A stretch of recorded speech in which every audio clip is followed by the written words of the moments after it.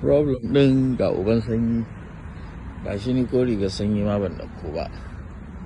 To ko zan iya jure tsayawar layin ma Allah kaɗai ya sani, kuma kaga kofar shiga ga ta can dai ƙarshen ginin can, amma kaga layi har nan an sha kwana an wuce ginin ma.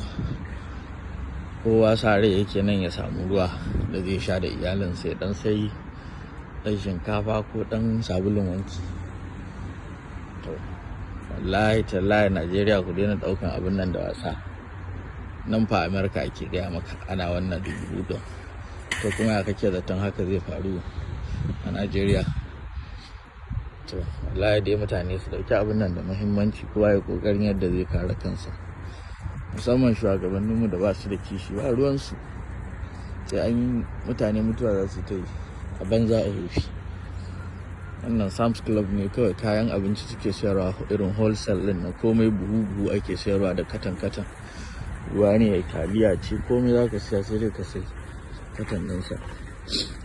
To ga shi nan da kaga wannan tsoho yanzu ta kai shekara wajen 60 da wani abu ko 70 tana a kan layi da masu wallahi abin sai a hankali, ba mataimaki, ba wanda zai taimaka.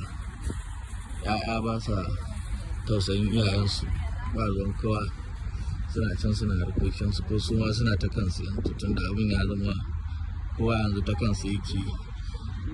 Yadda ka san ana cewa za a zo ranar alkiyama ko mutane kowa ya hau layi ana wannan da ya zo yana cewa da mahaifinsa ya za a yi, ko lada ɗaya ne ka bashi ya ƙara ya wuce mahaifin. To yanzu kamar haka muke mu a nan, kowa ta kansa kawai yake, kai sai iyalinka, wanda yake tausayin wani ko ya taimaki wani.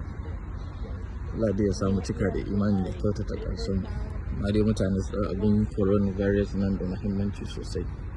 It is real, ba wasa bane, it's not a joke. Allah ya sauke. Assalamu alaikum.